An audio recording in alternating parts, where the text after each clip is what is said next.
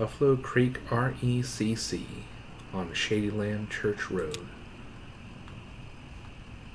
The office of the Buffalo Creek Rural Electric Cooperative Corporation is almost invisible from the road, its parking lot overgrown with weeds and its facade sheltered by ivy. Conway looks in through a window. A sinewy shadow obstructs the view through the window. Conway enters the front door. The floor is loosely covered in dirt. Parts of the carpet have rotted with exposure to rain. Wild mushrooms grow in some corners of the room. The wall behind the front desk has been mostly rotted away. It looks fragile. Conway pushes through the moldy back wall. Conway finds himself in what may once have been a conference room. The floor has fallen away in places and filled with a dark green mire. The walls of the conference room are decayed and damaged. Conway pushes through the wall. The dry wall dissolves as Conway pushes through it, falling in damp clumps in the marsh. He breaks through into a long hallway. The glow of a bioluminescent fungus casts a faint blush on the walls. Conway has the feeling he has interrupted something. After a moment of silence, the frog chorus resumes.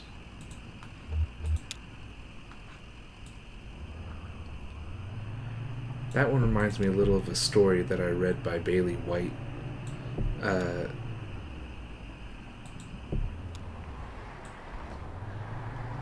I don't remember what story collection it was in, but she wrote about a dream she had once visiting a library or independent bookstore. But in her dream, it had been completely overtaken by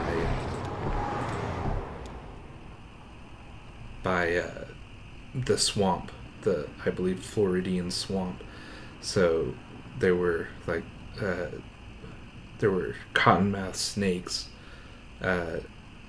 coiling down the edges of bookshelves, and alligators, peeking up from the dark water, and then the purveyor of the store just sort of primly standing in a corner up to his knees in muck, waiting for her to finish with her browsing and leave. In any case, here is the wreck that our friend at Equus Oils mentioned, a crash heard down the road.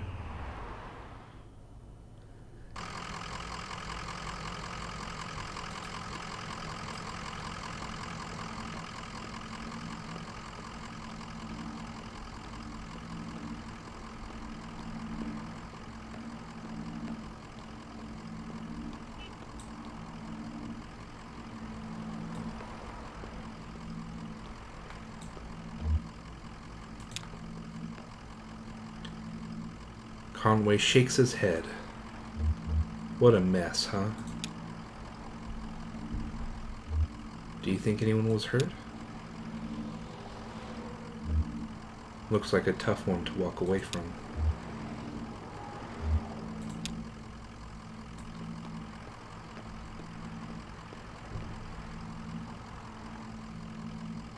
Caskets.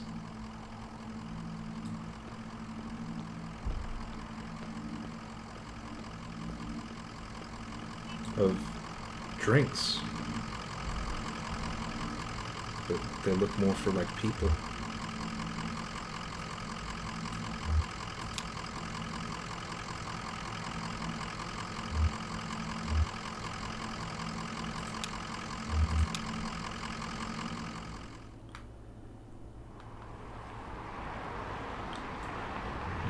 Equus Oils is so brightly lit up.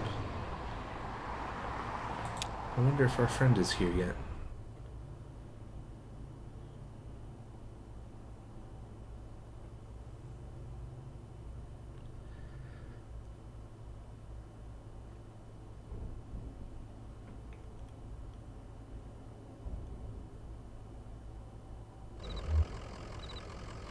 Aha. I remember the first time I did this. I don't know if it's been fixed or if it's just part of the design, but every time you leave and come back, it adds another number to that scene. So I noticed it and I kept going back and forth, and by the end it was Act 1, like scene 37, just coming back to this same place. Joseph and a stranger. Joseph. And that's only a few miles outside of... Oh. I'm sorry, I got distracted by that. And that's only a few miles outside of Hodgenville anyway. I don't think you could do much better for accessibility, and they got that new gas station if folks get lost. Carrington. But maybe they should feel lost, Joseph. Just as lost then as we are always already lost. Just like poor, itinerant Silas, wandering the road, looking for a home. Well, that's a way to look at it, I guess. Well, hello. I heard that old truck rumble on up. How's Homer? Say, maybe you can help this fellow. He's looking for a venue, is how you said it, right? Ooh.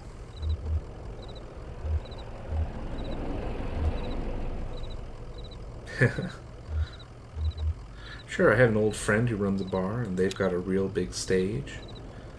No, it can't be indoors. Impossible. But I am obliged you to stop a moment to help me work this through. Let me explain my charge. I've dedicated my last 12 years to the design and orchestration of my life's great work, a grand, broadly experimental theatrical adaptation of The Death of the Hired Man by Robert Frost. How do you mean experimental? Well, drama is really my second love. My higher calling is pseudoscience. I love Conway. Of course I know what that means. Yep, pseudoscience. Pseudoscience is the eternally fruitful marriage of whimsy and process that has yielded such poetic specimens as astrology, phrenology, canals on Mars, and homeopathic medicine. I hope I have the time to explain how my pseudoscientific theory poetics find expression in this play, but now I am in a delirious rush. The event is to be performed tomorrow morning, just before dawn. But in the spirit of tragedy, our venue fell through at the last moment. I've been out all day driving the highways looking for a replacement, eyes fastened to the landscape, like a hawk scouring the field. So like a hawk, in fact, that I failed to keep an eye on my gas meter. I'm here waiting for the tow truck to bring my car so I can get back at the task. Let's see. So what kind of venue are you looking for? Somewhere outdoors, somewhere intimate, somewhere tragic. If you have attention to spare on your drive, I'd be grateful. Well, that's certainly something that we could keep an eye out for. Well, here you are. Here I am. Do you know where an old... Well, let's see. Let's start at the beginning. Met your friend Weaver. Huh, now, you say you met her? She was there? Yeah, she was there. You're surprised? No, I guess I'm not surprised. It's good that you met her. I knew the Marquez family years ago, when Weaver was a young girl, and her parents were studying local folk songs. Smart family. Well, some of them are smart, and the rest are wise, if you know what I mean. They hit some trouble a while back, and it kind of tore them all up. But you know, everyone hits trouble at some point or another. Well, not everyone, but most of us do. Hey, if you see Weaver Marquez again, tell her I'm sorry about her aunt and uncle, and I hope I'll be seeing her soon. Many thanks.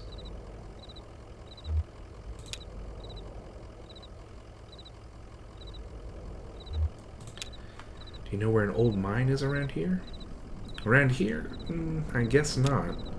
Oh, unless you're thinking of the old Elkhorn mine? That's over northeast of here, on Hardyville. But you can't get in there anymore. It's all fenced up. They had an accident. An accident? Here I am. Yep, I'm hard at work, as you can see. Now don't distract me. Ha. You like your work? Hmm.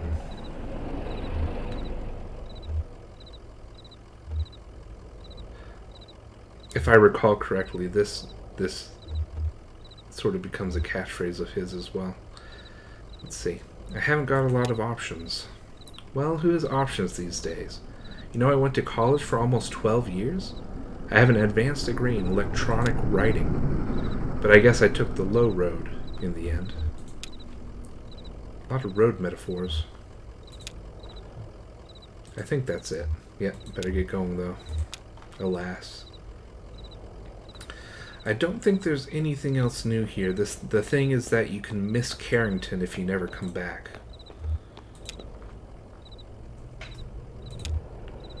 I don't think anything else is different. Yep, same messages.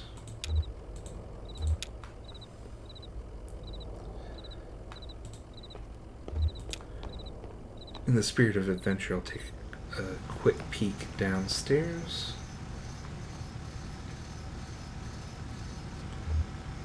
But I don't think there's anything new.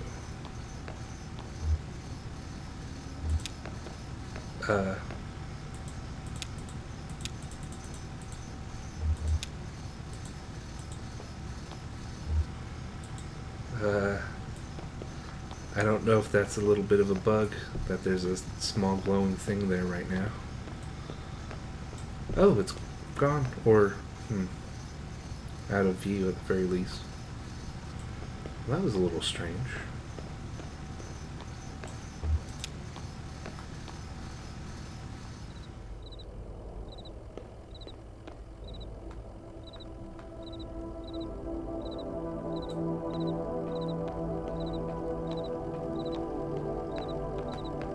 Still a beautiful tune.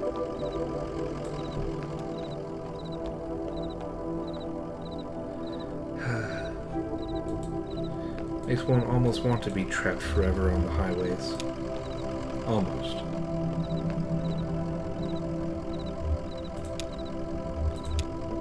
Conway has places to go.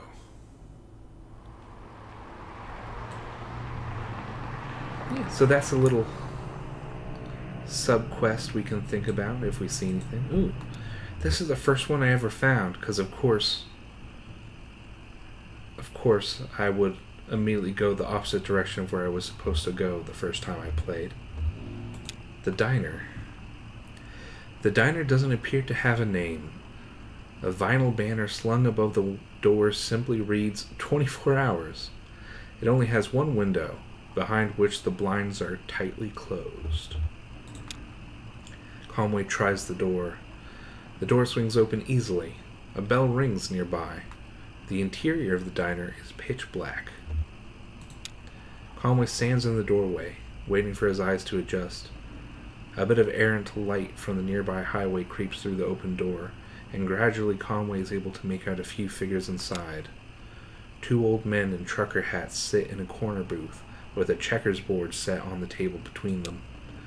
A young woman standing behind the counter in an apron must be a waitress. The cook stares blankly from the kitchen. The door slams shut, and the room is dark again. Sit down at the counter. Conway walks in the direction of the counter. He hits his knee on something hard and metallic, winces quietly, and then carefully finds his way to a stool. He places his hand on the counter. Another hand, a young woman's, rests itself on his. She guides his fingers to a laminated menu. Conway closes his eyes, opens them, maybe closes them again. Impossible to differentiate.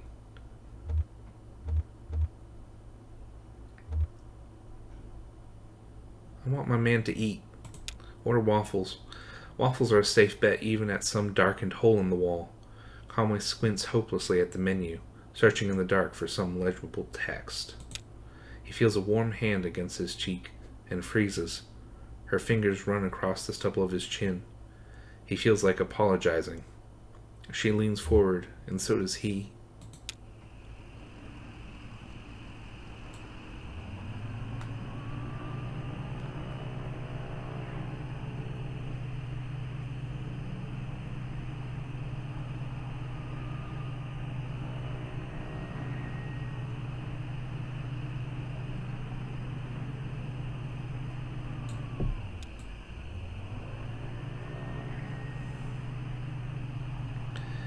trundling about.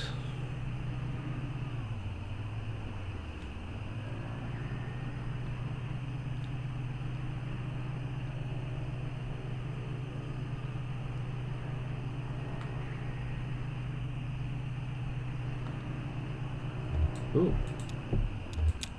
Dragonflies. The truck jerks towards the shoulder, nearly run off the road by a swarm of dragonflies. Their wings beat briefly in the headlights and disappear into the night.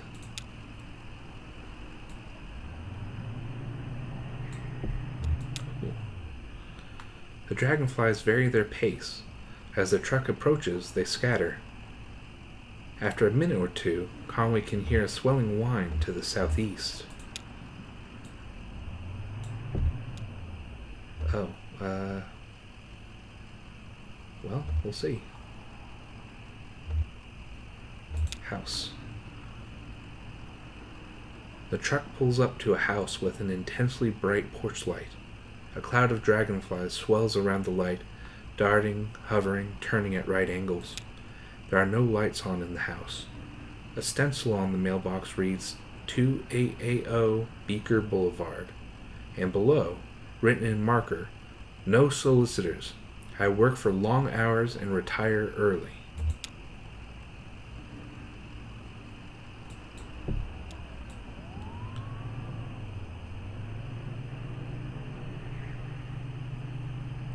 There does feel a bit of, like, the sense of, things are happening, stories are occurring, and you may never get to see them, how they end. But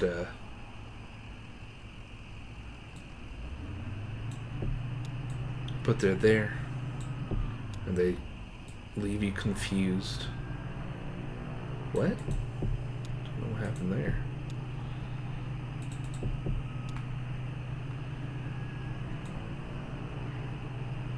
Just a sense of mystery and wonder. I'm wondering what the heck is going on.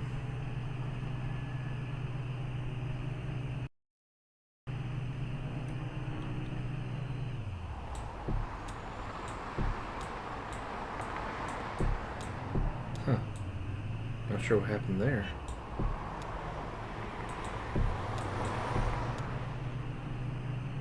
Weird. Never seen that happen before.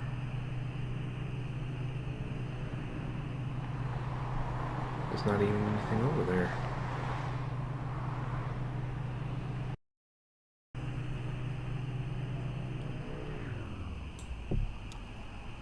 Mammoth Cave Road, a museum. A sign in front of the building just reads "Museum." The lights are off, but the front door is open. Conway steps through the museum's doors. A few feet inside the museum doors, the ambient sound of the highway drops sharply away. The room is cold, dark, and still. A book lies open on a table in the center of the room. An open hallway extends to the left. Large glass doors bar the path ahead. Conway looks at the book. There's no title on the book's spine or cover. A 3-word phrase written in pencil on the first page is smudged and indecipherable. Kentucky Route Zero, perhaps? On the first page, someone has left an ink drawing of a horse. Several dozen blank pages later, at the end of the book, is an elaborate ink drawing of a one-legged man working an antique adding machine, surrounded by whiskey bottles.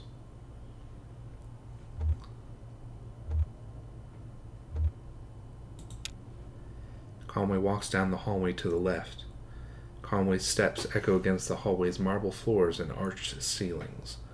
Plexiglass boxes line the walls. The hallway dead ends on a darkened display case. Conway examines the boxes on the walls. The first box, just a few feet into the hall, contains an assortment of bird wings. Some are missing feathers. One large, brightly colored wing almost glows in the moonlight.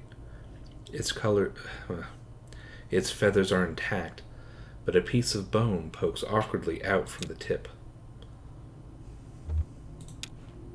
Conway examines the darkened display case. The display case is several yards wide, but just a few feet off the ground. It's unlit, and back in this corner of the darkened museum very little moonlight creeps in. A gold-plated plaque on the surface of the case is a bit easier to read. It recounts a short history of fowl hunting in the region, and then speculates, abruptly, about the nature of addiction.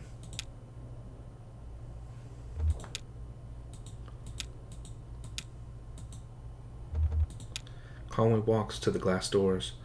The glass doors won't budge. To apply any more force would likely break them.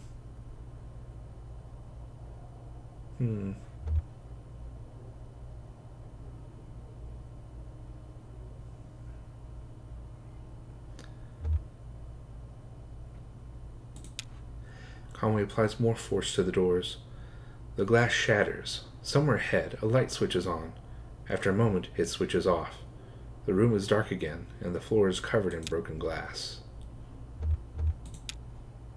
Conway walks through the broken glass doors. Broken glass grinds under Conway's boots as he walks down the hall. He has the feeling of being in a larger space. Very little light reaches the far end of the hallway. Conway runs his hands along the walls. The walls are completely smooth and strangely warm. Conway can feel his breath and sweat condensing on the surface. Conway kneels and runs his hands along the floor. The floor is completely smooth and strangely warm. Conway can feel his breath and sweat condensing on the surface.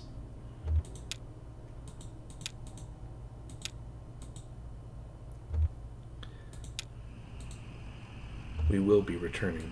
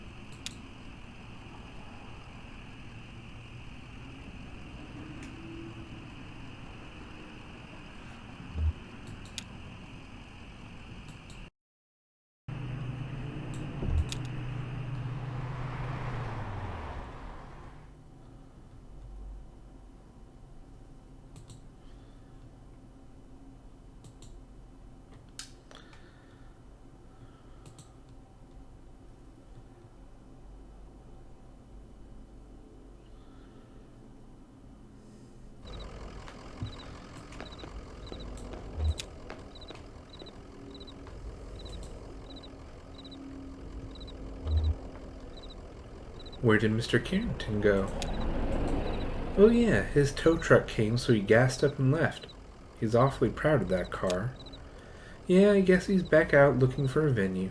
He said he hoped to run into you again, though. Or maybe we'll hear about it on the radio. I'll keep an ear on it for you.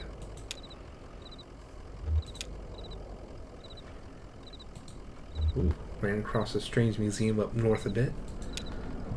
Oh, that old place. I heard they keep a huge archive. Hey, next time you're up there, take a look in the archive room and see if you can find any of my old work on file. It'll be under Wheat Tree. That's my last name. Wheat Tree. The archive is just through the Hall of Glass. It's these big plastic doors, kinda hard to spot, but the texture is a bit different than the rest of the walls.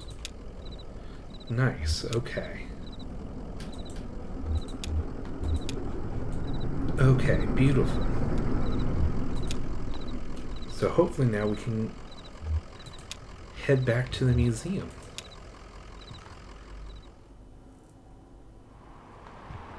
I just need to remember where it is. Will I find it? Perhaps one day.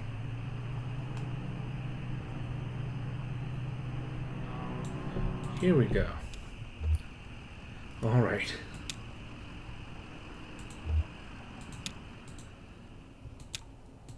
Just gonna walk through the glass doors. Feel the walls. Conway runs his hands along the walls. The walls are completely smooth and strangely warm. Conway can feel his breath and sweat condensing on the surface.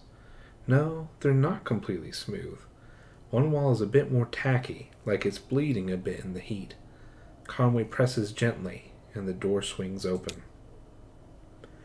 Rows of filing cabinets line the walls. The room is lit intermittently by a quivering fluorescent bulb. Conway opens the first cabinet. The label on the cabinet reads, "Artifice to Failure." Well, ain't that the way? It contains several articles, CD-ROMs, prints, and punched cards. Each is stuffed in a large yellow envelope and labeled, for example, Q, Lavelle, 2010. Portal, Freger, 1986. Mondo Medicals, Soderstrom, 2007. The Postman's Choice, Vautier, 1967. Conway opens the second cabinet. The label on the cabinet reads, "Generosity to Loneliness."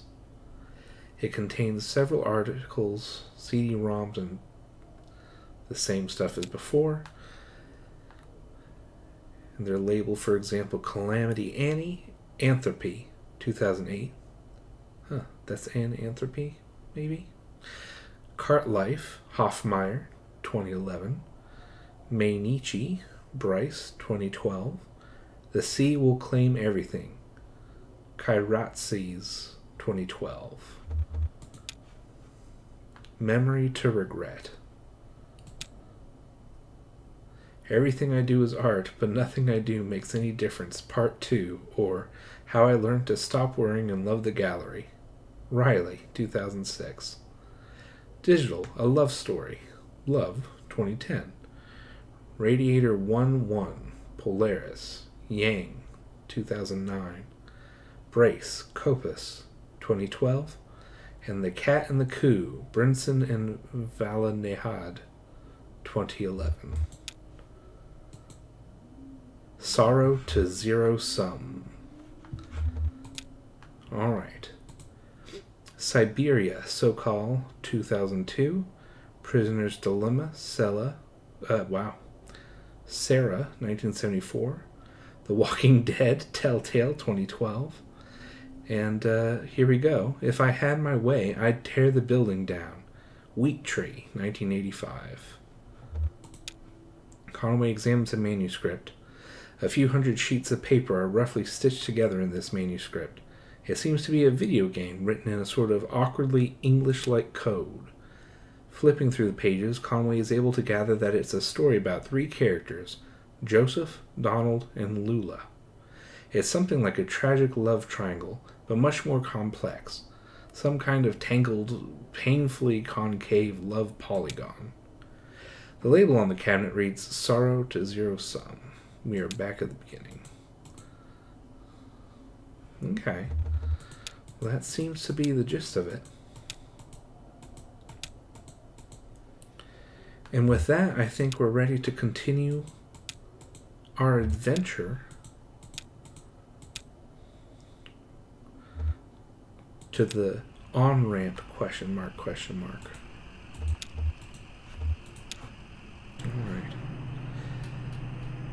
They are fun pieces, but they're just a little more fun when you find them organically. Scouring the map for every last one can get a little tiresome.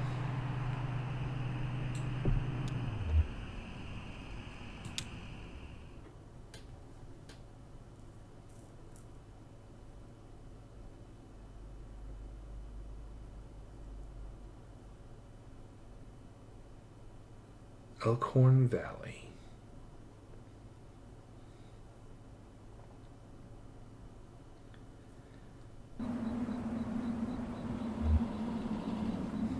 That looks safe.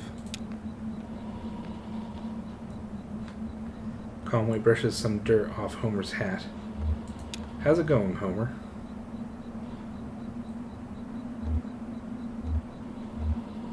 Hey, you got something on your hat. Been digging Lisette's flowers again? She just can't keep you out of there, can she?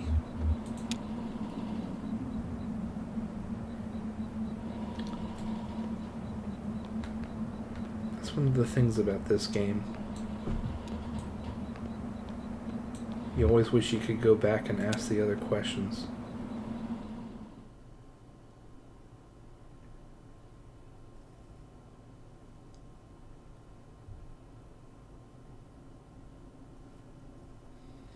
Elkhorn Mine.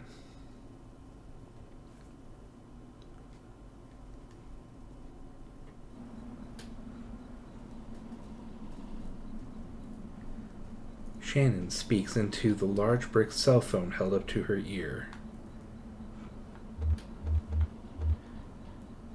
Yeah, it kind of is an emergency. But can I trust them not to just change the locks?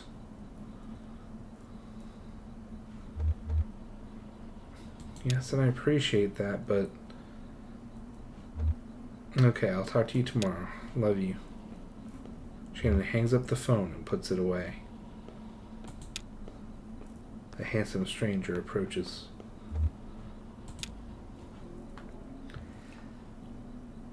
Excuse me, ma'am. I saw the light was on and I'm looking for the on-ramp too.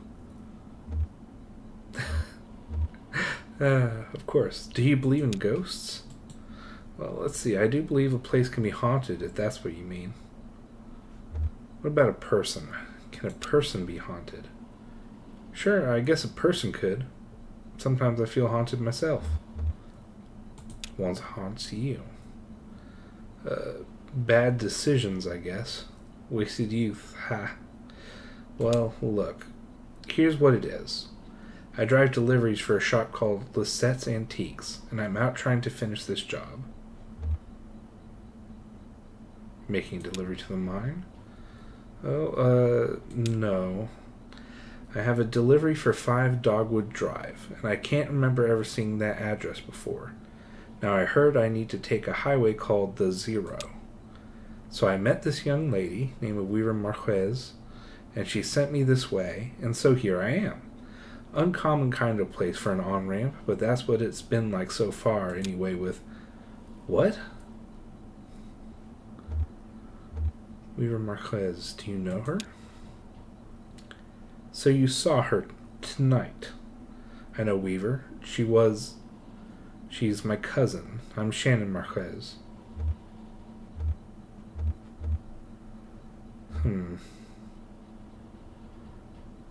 Oh, you're the one who fixes televisions. That's right. Did she tell you that too? Of course she did. Weaver doesn't lie. One time when we were younger, she told me my dad had been in a terrible car wreck. It was crushed metal everywhere, and we'd be hearing it echo through the house for years, she said. I was very upset, crying, and then my dad walked in the door, just come back from a trip to the junkyard collecting scrap metal to fashion into wind chimes. I was angry, but she said it wasn't a joke, and it wasn't a lie. At the time I thought she meant it as a riddle or a puzzle. But Weaver's not a puzzle. She's a mystery.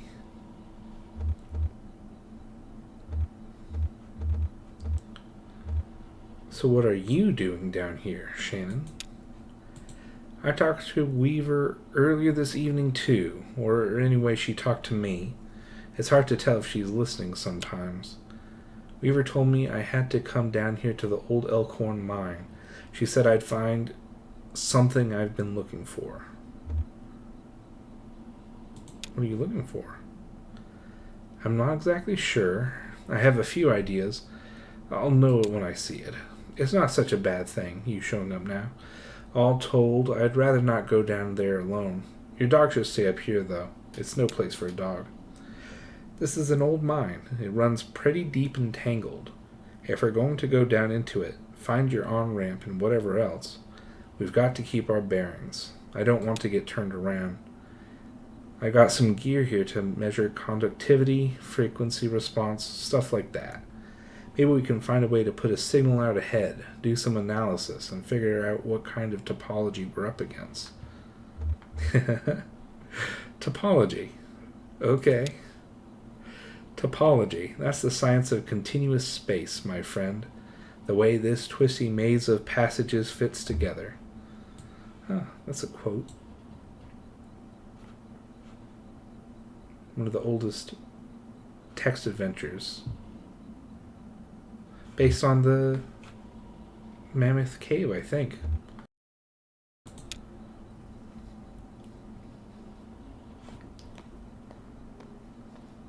Homer does look just kind of like a little gremlin that's along for the ride.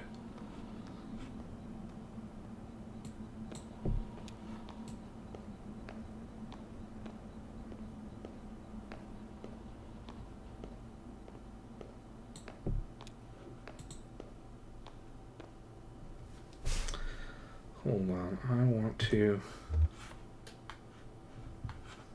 Huh.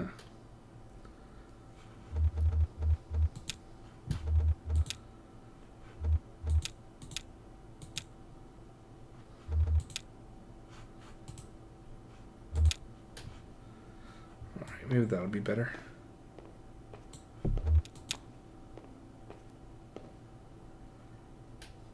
That runs into the mine's PA system. Do you think it still works? The little light on the front of it is off. Oh, there's no power. Yeah, okay. Even when this old mine was up and running, it was tricky to keep stuff powered. You know, the miners used to have to pay just to run the fans and the lights? Yeah, they got paid in these shitty plastic tokens. Coal scrip, you know? And if you want to run the fans for a bit to clear the air up, well, you have to put a token in. My parents used to work here. So did Weaver's parents. I guess a lot of folks' parents worked here. Can we power it up? I bet we just have to free up some power for the PA system. Everything is rationed. Here, let me... Here, set up that lamp of yours and I'll go unplug these ceiling lights. Whew.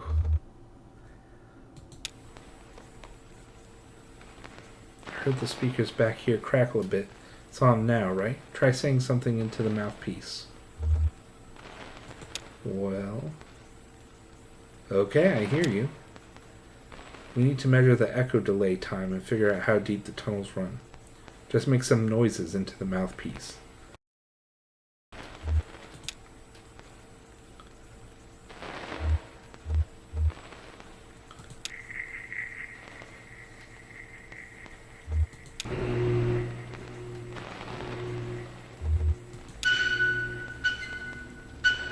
Damn, that's a long delay.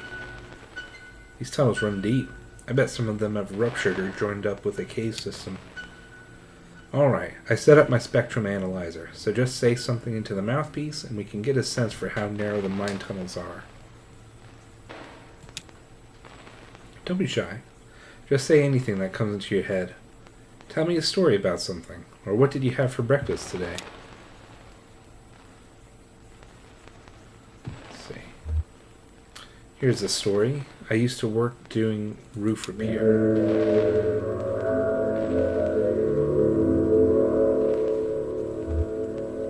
My boss got a real big job out in Louisville.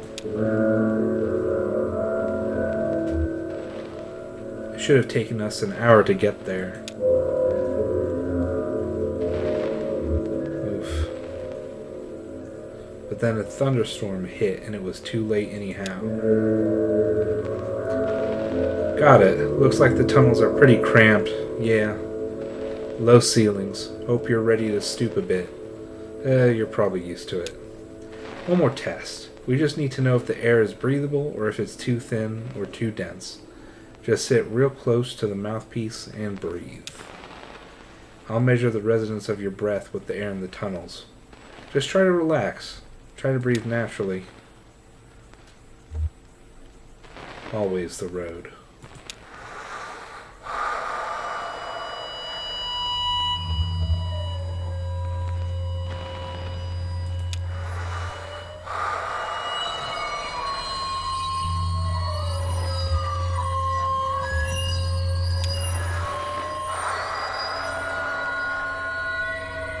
Oh dear.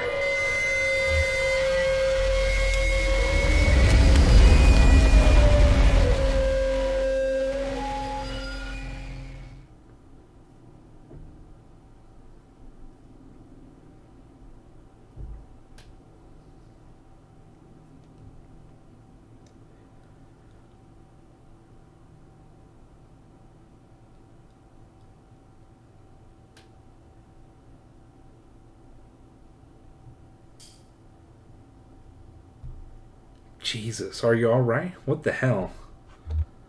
I'm okay. Got you. You're alright. Shit. Your leg is pinned. I'm gonna pull you out. We have to get you out of here. There you go. Okay. Are you hurt? Can you put any weight on that leg? It's fine. Just try to stand up. Careful. I'm right here. Damn. Don't worry. I've got you. That leg is in bad shape. Here, let's get you onto the tram. There you go. Now, let's see if this thing has power. Okay. There's some luck, right? We should be able to ride this tram right out one of the auxiliary exits. If there are any. I think there are. What about Weaver? We'll just find the exit and then figure out what to do from there. That's our first priority. So, the controls are over on your side. Let's get moving. Love the little bird cage.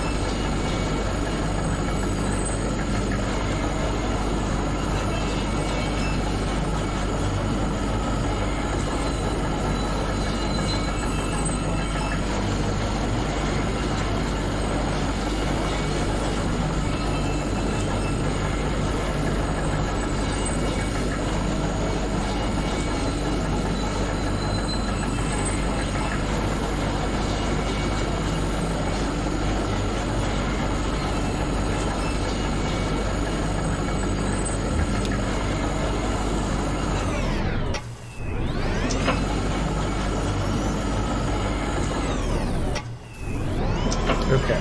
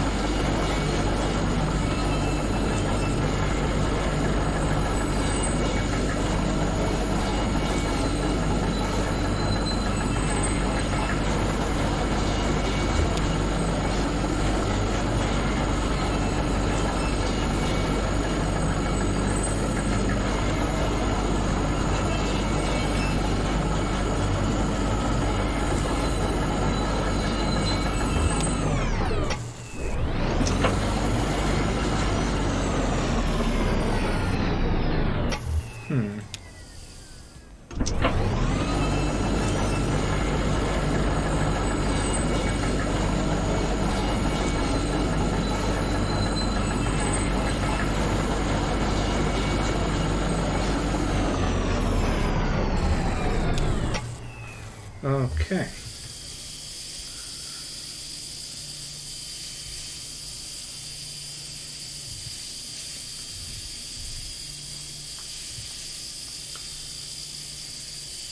I forgot that you just go straight through to get to the exit. I'm going to have to go back and see where the other routes go.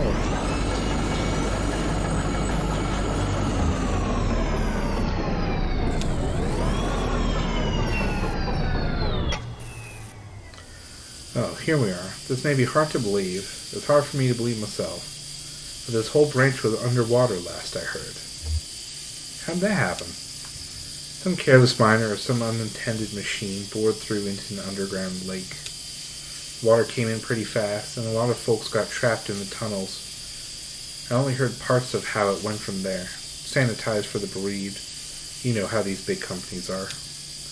But there was gossip, too.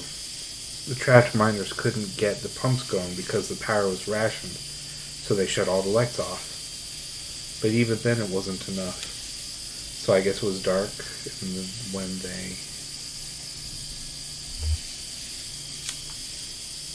You lost some people down here, didn't you? We all lost people down here.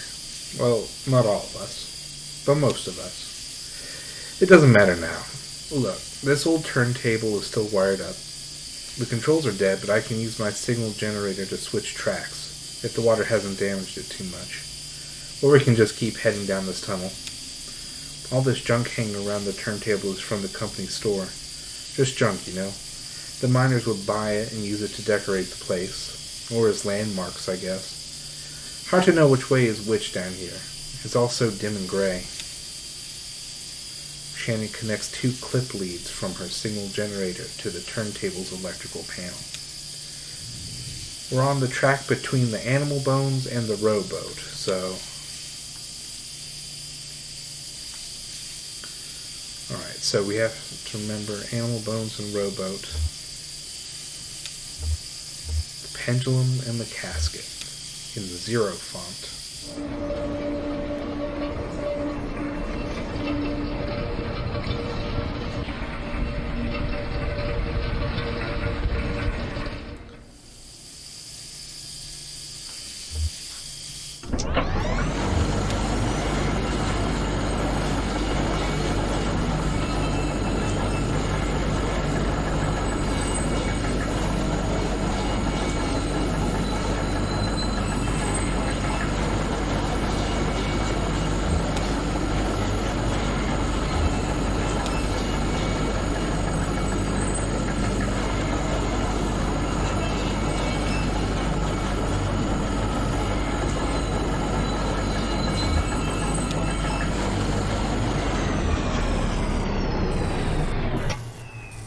A stage.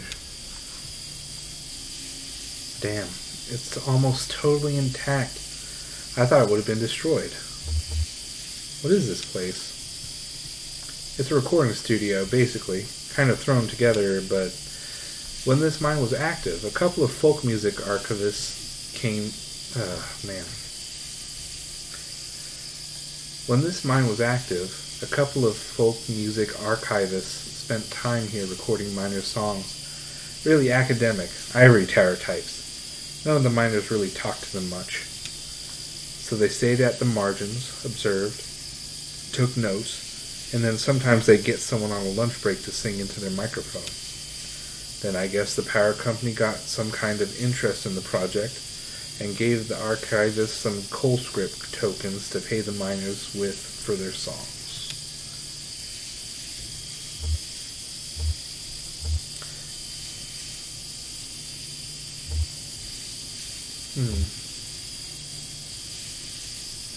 What do you think the archivists were after? Data, I guess? Comparing intonation, subject matter, diction? You know, all those little details that no one really thinks about when they listen to music. Yeah, academics are great at that stuff. Let's get out of here.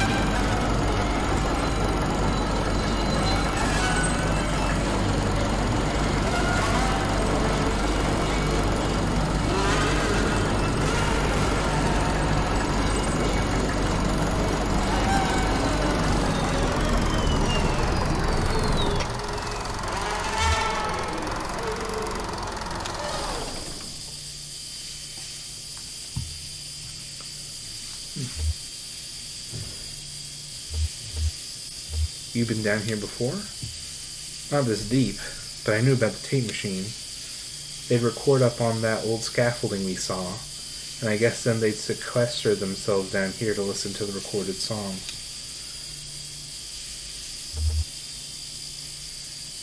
Did your parents sing? Oh, yeah, they sang. They sang in the mine for coal script tokens. Huh. A dusty reel-to-reel tape player is stashed beneath the track, loaded with tape, but starved for power.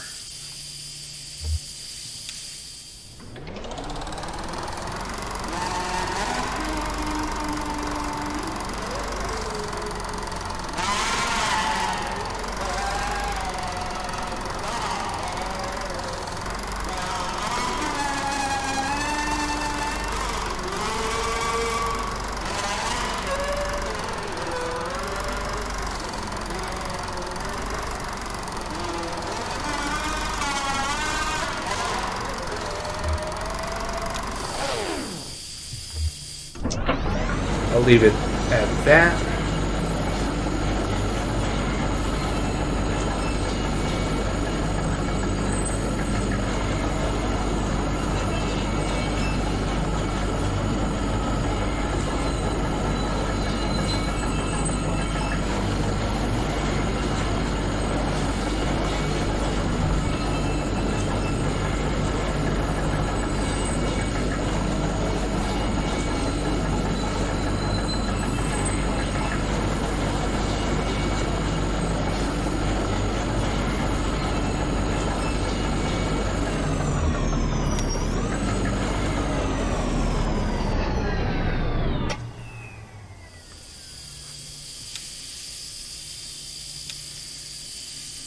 Alright.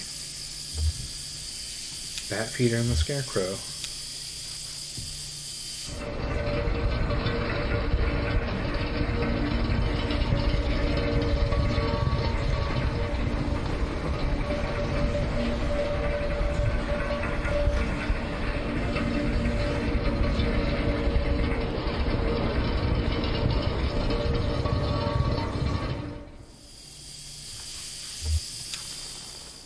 Into the dark.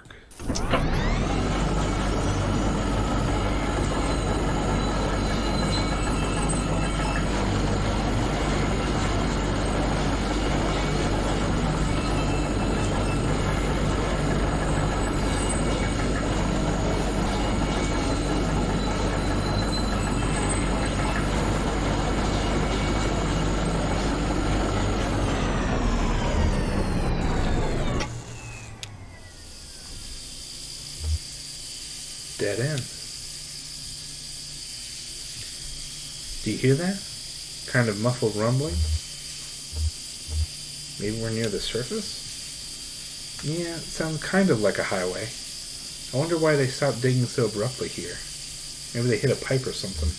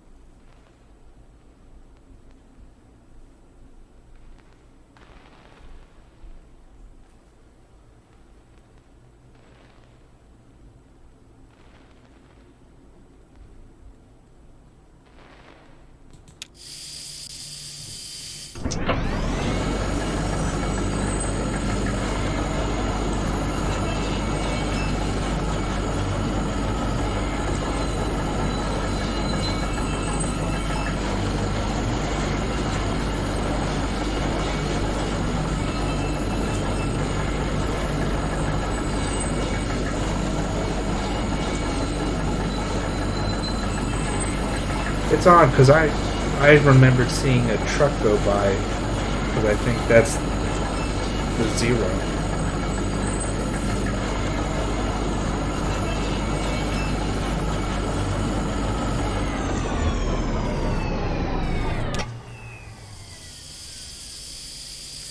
Tracks are all messed up here. The tram isn't going any further.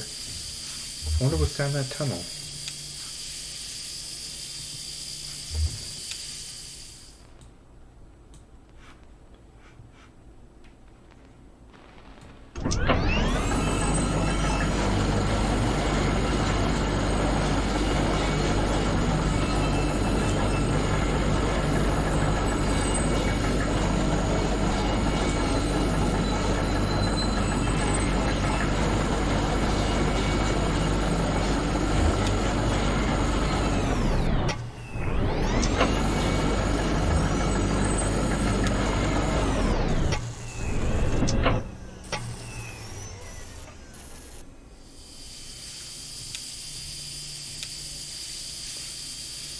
Alright.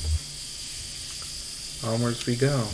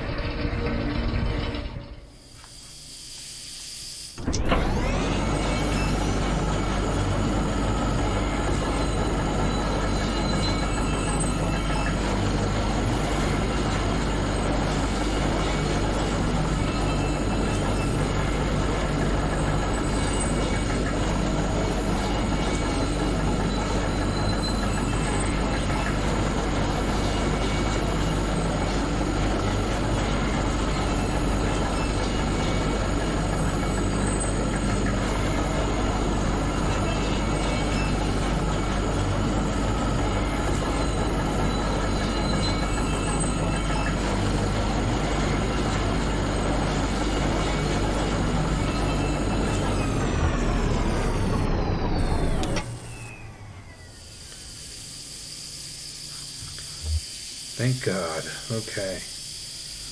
It is interesting how they made most of the mine very much, your choice to explore. You can just go straight out right at the beginning. Yeah, okay. That tunnel where the tracks are broken, I'd like to take a look down there. Do whatever you need. I'll just wait for you here. Thanks. I'll be right back.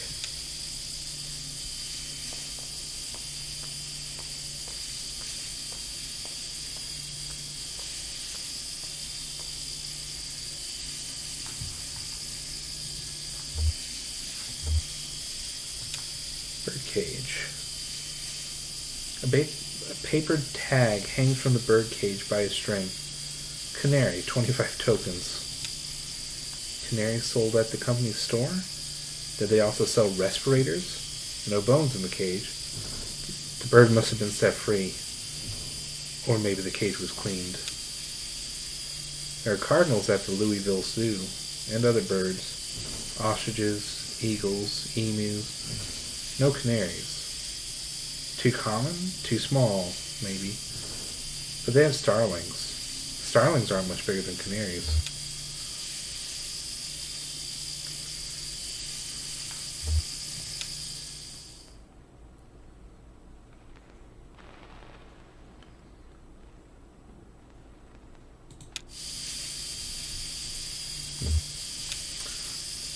Tape reels. A pile of tape reels is jammed into the top of the tram. They must have been thrown on in a rush. The reels are unlabeled. The tape is decayed. Lisette and Ira's son, Charlie, talked about a piece of music he liked made with old decaying tapes. What was it called? Something about...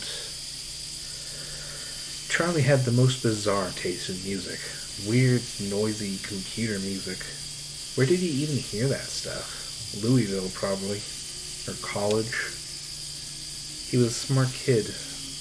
Damned pity.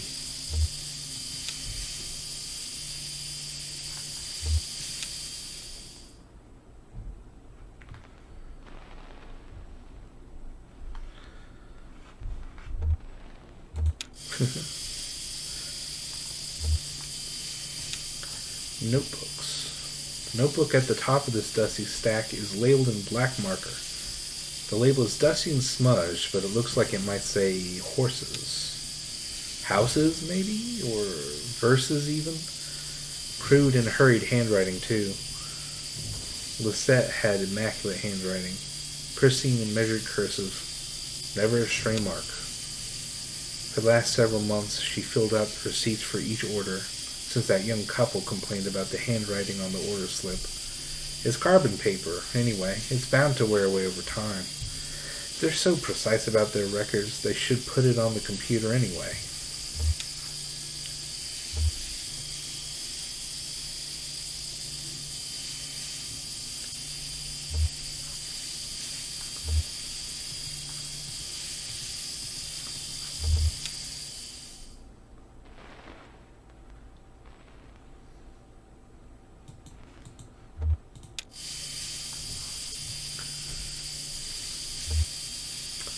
Alas.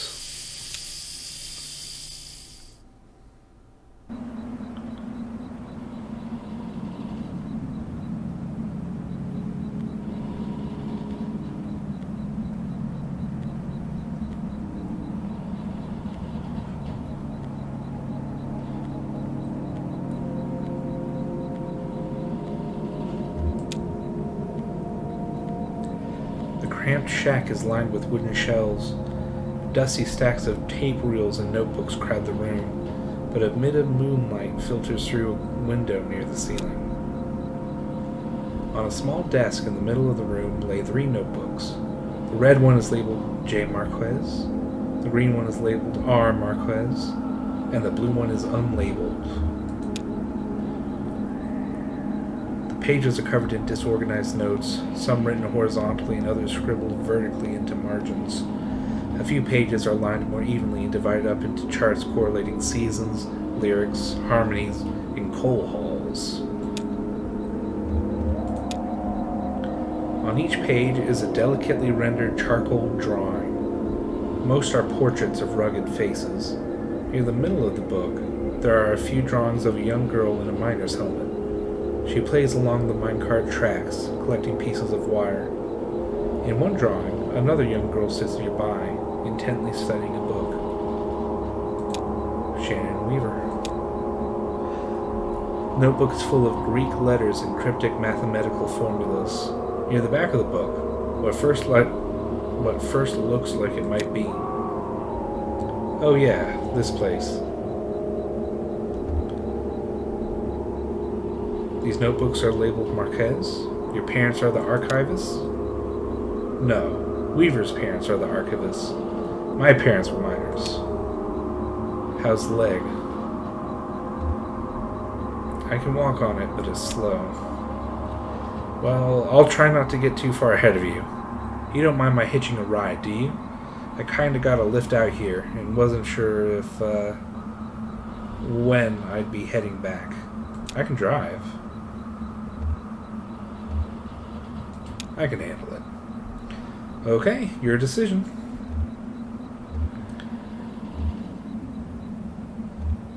I guess I should look for another route to Dogwood Drive. Yeah, alright.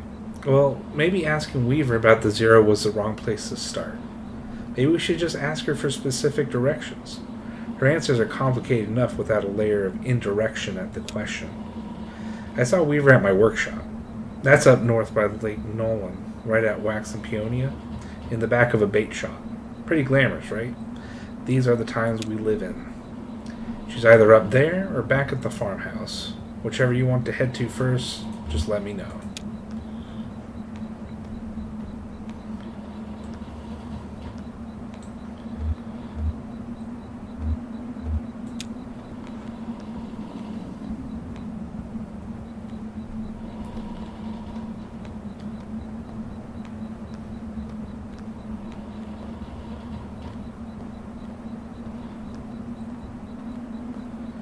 I'm not sure you should leave your car running like that. Lisette's Antiques. I guess this is your truck? Surprised? It's kind of old. No, I'm not surprised. I guess it's an antique, too. I think it suits you. Wow. What a diss. Homer, this is Shannon. Oh.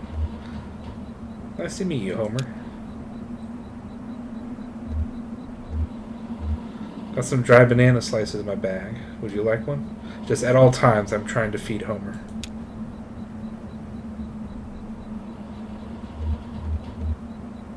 Take care of your friend here. There's more where that came from.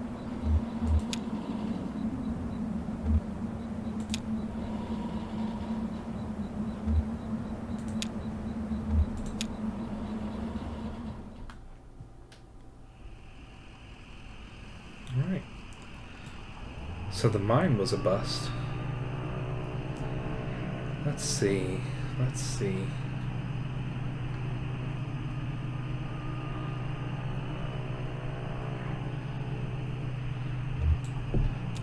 go to the bait shop first. Conway and Shannon pull into the bait shop parking lot. I've seen all this before. Enter the side door to Shannon's workshop. The walls are lined with cheap metal shelves, loaded precariously with vacuum tubes, awkwardly shaped metal casings, and coffee cans full of electronic components.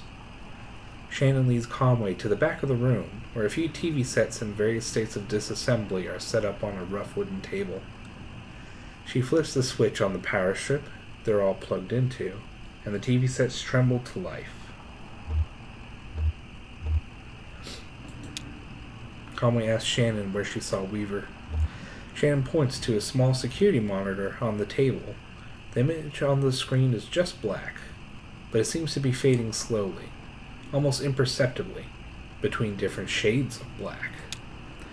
Shannon tweaks a few knobs on the side of the monitor, but the picture doesn't change. Conway stares directly at the security monitor. The screen is a cavernous black. It hums and swells at the pace of the tide. Conway loses track of the workshop's walls. They could be inches away or miles. He is adrift on black water, traveling swiftly toward a rocky shore. There should be a lighthouse or a buoy by these rocks. It's too dangerous. Shannon switches off the power strip.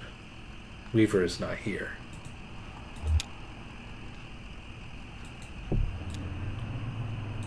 That's the end of the bait shop.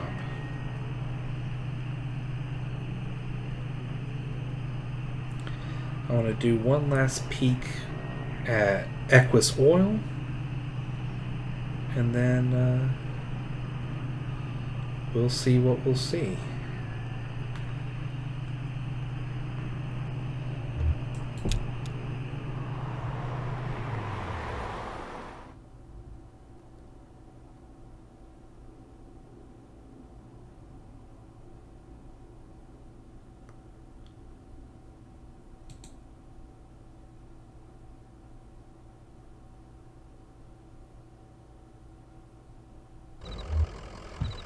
Alright.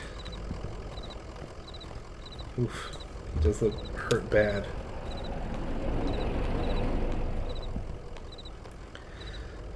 Who's that? It's me. Oh ho, that sounds like one of the Marquez ladies. Well, I know it's not Remedios. She's back out in Knoxville these days. So, hello, Shannon. How's the economy treating you?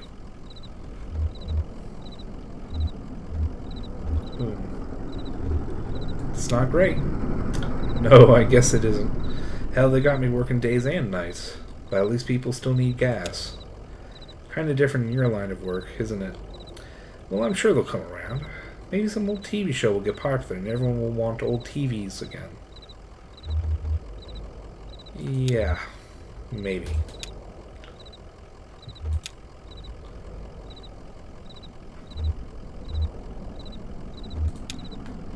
Well, here you are. Found your game in that museum's archives. Yeah? If I had my way, I'd tear the building down. They still have that? Well, damn. You know, I think that's about the best thing I ever did. Nobody's played it. Someday I'll have to tell you about my friend Donald. We worked together on that one. Halfway through, though, we kind of fell out. So that's why the game ends so weird. You know, one day I'll have to tell you about that.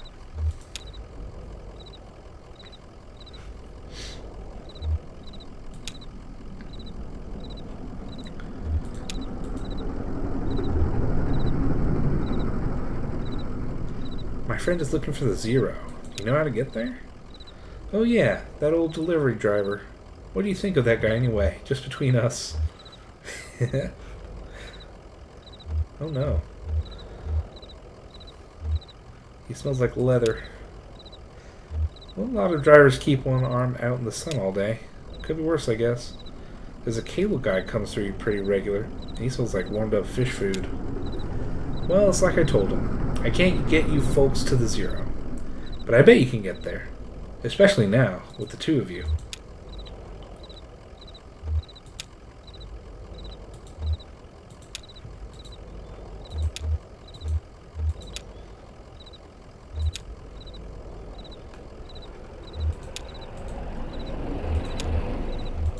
Nice.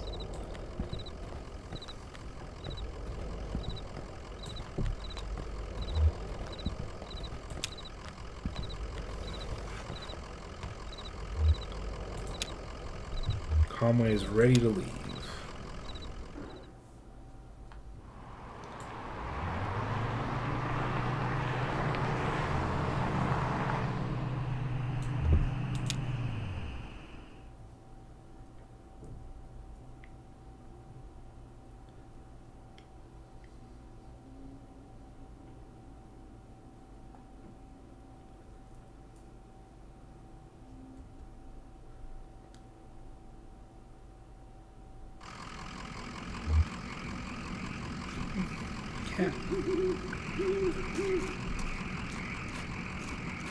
Ah, such a difference.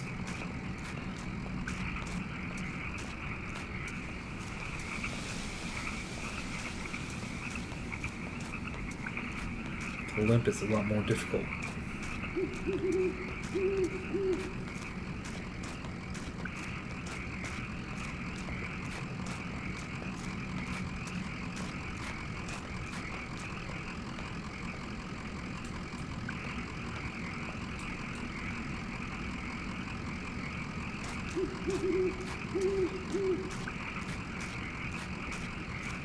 Help him.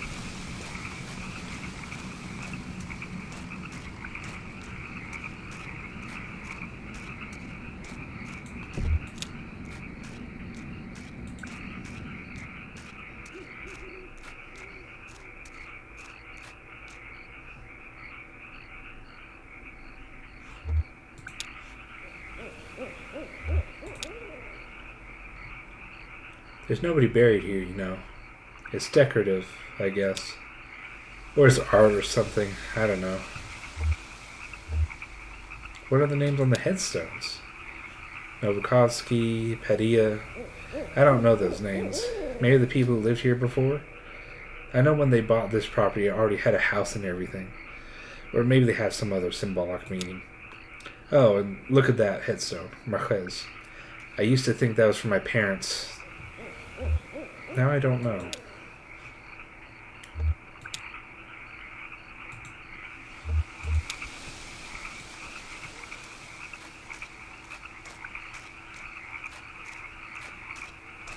It took so long to get here, I'm not going back to the truck.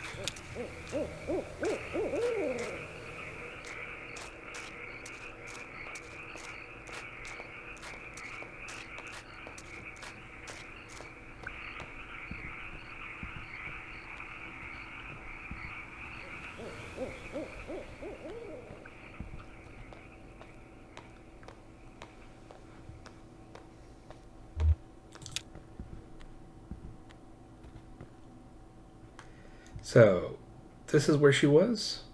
Yeah, makes sense. This is where Weaver and her parents lived. They took out a bunch of loans, you know, and had this place built. Do you have any debts? Huh.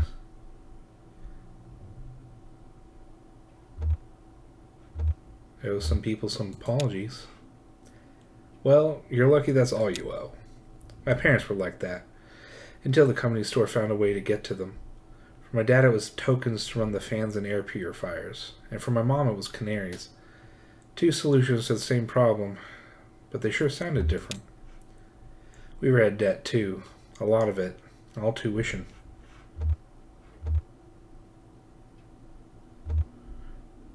She said she was a mathematician or something.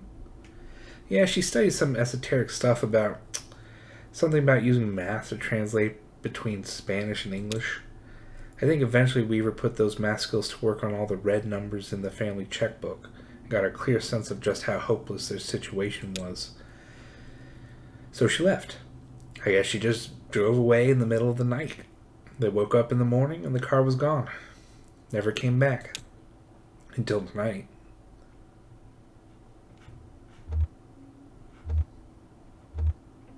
Were you happy to see her?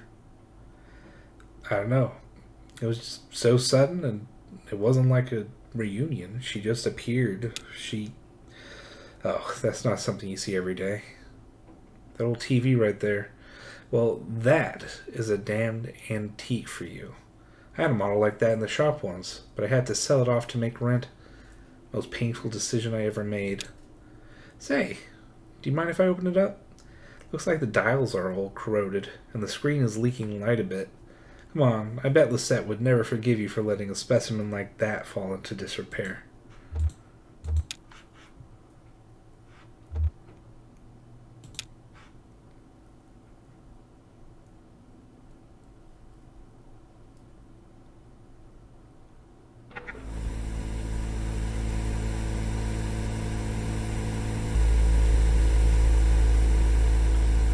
Oh yeah, these tubes are all messed up. Look like they've been in a swamp or a cave or something. There's moss growing on this one. That's okay. I have a few spares in my bag here. I pulled this one out of an old computer monitor. Just needs to be recalibrated a bit. Okay, that should be seeing something now. Are you seeing anything? Hey, that looks dangerous, what you're doing there. Damn, okay. Here, I think the contacts are dirty. Now don't go telling my customers I clean off old vacuum tubes with spit. There. Just got to turn it north-south and...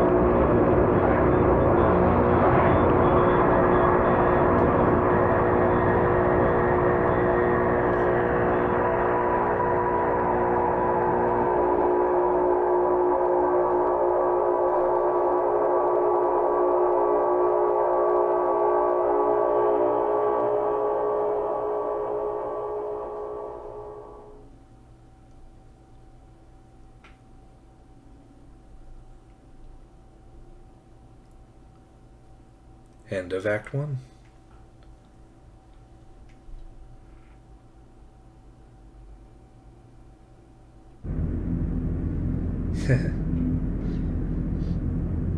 Nice.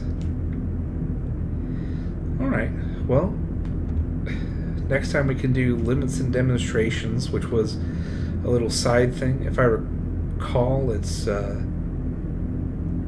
of a little museum. And it did, I believe, come between Acts 1 and 2, so that's what we can do next time. But yeah, that was Act 1. I remember playing this back in college, absolutely loving it, and I immediately bought the whole thing, even though